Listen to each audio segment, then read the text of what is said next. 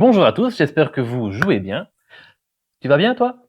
Ça va. Et ça fait moins longtemps que la dernière fois déjà, parce qu'on a été malin. On a tout tourné en une seule fois. Bon allez, trêve de plaisanterie, on vous a dit qu'on passait au Danemark et on se rend dans la capitale qui s'appelle... Copenhague. Pas forcément Copenhagen, ça c'est la version locale. Ton danois est un peu rouillé, il me semble. Tout est rouillé chez moi. J'ai Allez, 30 ans, j'ai vieille. générique.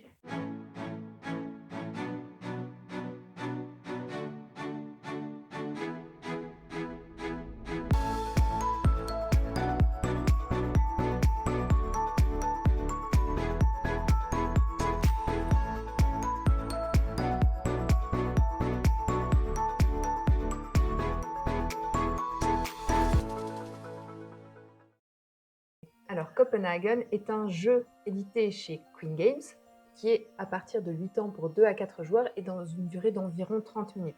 C'est un jeu qui a été créé par, je vais lire sur la boîte parce que c'est pas facile, Daniel Skjold Pedersen et Asger Harding Granrud. Mon danois est un peu rouillé, mais quand même. Ces deux auteurs ont créé donc un jeu qui, dans l'esprit, l'accessibilité, se rapproche assez fort d'un aventurier du rail, mais avec sa petite particularité culturelle assez intéressante. Comme les deux pays précédents que nous avons traités, c'est-à-dire la Belgique et les Pays-Bas, le Danemark est aussi une monarchie constitutionnelle. Le royaume du Danemark ne s'étend pas que au territoire du Danemark, ils ont aussi dans leur giron le Groenland et les îles Féroé. D'ailleurs, les trois langues nationales du pays sont le danois, le groenlandais et le féroïen. Alors malgré que la superficie du pays est assez vaste par rapport à la Belgique et aux Pays-Bas, la densité est très faible. Nous avons que apparemment 3 habitants au kilomètre carré. Donc ils sont certainement concentrés dans des grandes villes avec des énormes territoires désertés. Ou avec des moutons, ou des vaches. Il y a toujours des moutons ou des vaches. Donc Copenhague, la capitale de ce pays, est une ville portuaire qui est parsemée de nombreux canaux. Et le jeu va nous plonger sur un canal bien particulier, le canal de Nyhavn, qu'on peut traduire par Nouveau Port. Une des caractéristiques de ce canal, c'est que les façades sont toutes colorées et de manière assez flashy. C'est pour ça qu'on va les retrouver sur la couverture de la boîte. C'est extrêmement photogénique.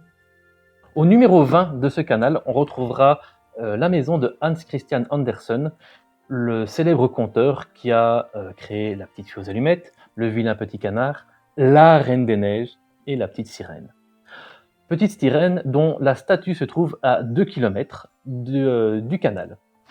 C'est la fameuse statue que vous pouvez prendre en photo, mais dont on n'a pas le droit d'utiliser l'illustration parce qu'elle est protégée.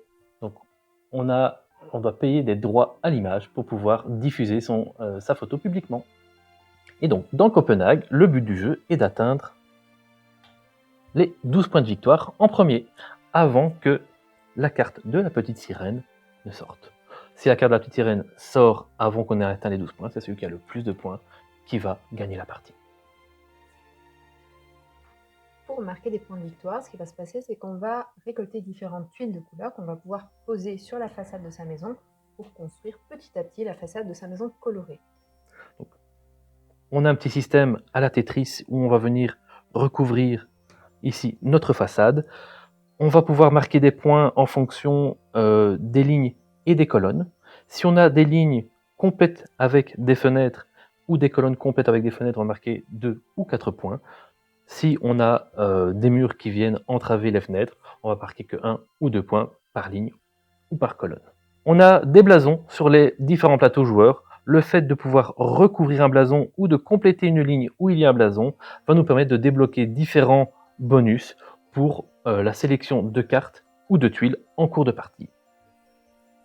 Alors quand je disais tout à l'heure que c'est pas sans rappeler les aventuriers du rail, c'est pas tout à fait anodin parce que ce qui se passe, c'est qu'on va avoir ici plusieurs cartes qui sont mises à disposition et à son tour de jeu, soit on va pouvoir prendre 2 cartes adjacentes, soit on va pouvoir jouer des cartes de sa main. Prendre 2 cartes adjacentes, c'est n'importe où dans la disposition des cartes, il faut juste qu'elles soient impérativement côte à côte. Donc, par exemple, ces deux-ci ou ces deux-ci. Pour acheter une pièce, je vais avoir besoin de dépenser autant de cartes qu'il y a de carrés sur cette pièce. Donc pour acheter par exemple une pièce mauve avec 3 carrés, il faudra que je dépense 3 cartes mauves. Donc le jeu est extrêmement simple finalement, à son tour simplement piocher des cartes ou jouer des cartes, poser ensuite des fenêtres sur la façade de son bâtiment Essayez de remplir des lignes ou des colonnes pour marquer des points de victoire, de préférence avec uniquement des fenêtres pour maximiser son nombre de points de victoire. Tentez d'être le premier à atteindre 12 points ou d'avoir le plus de points de victoire lorsque la petite sirène apparaît. Et c'est tout. C'est un jeu qui est extrêmement familial, qui est très très beau.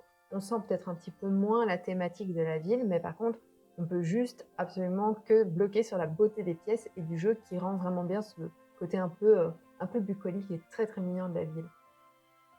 Et je sais qu'il est assez pas mal apprécié des enfants, du fait qu'ils vont pouvoir, lorsqu'ils vont choisir leurs tuiles, pouvoir essayer d'assembler pour pouvoir composer leur façade de la manière qu'ils apprécient le plus. Donc le fait de pouvoir jongler comme ça avec les pièces et cette dimension spatiale donne aussi un petit aspect pédagogique au jeu.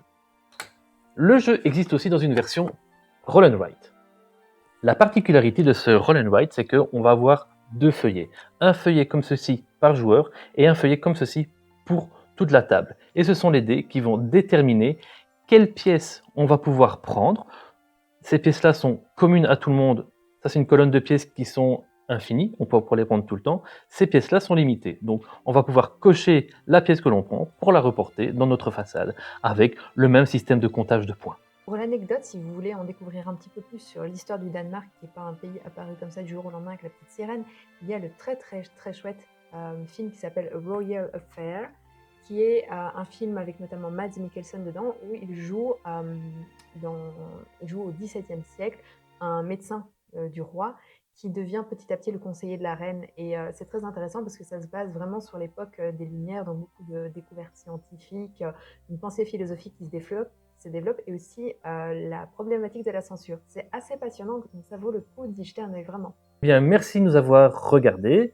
On reste en Scandinavie, mais on change de pays, à savoir que la Scandinavie regroupe le Danemark, la Suède et la Norvège, mais pas la Finlande. À bientôt! À la prochaine, salut! Aïe!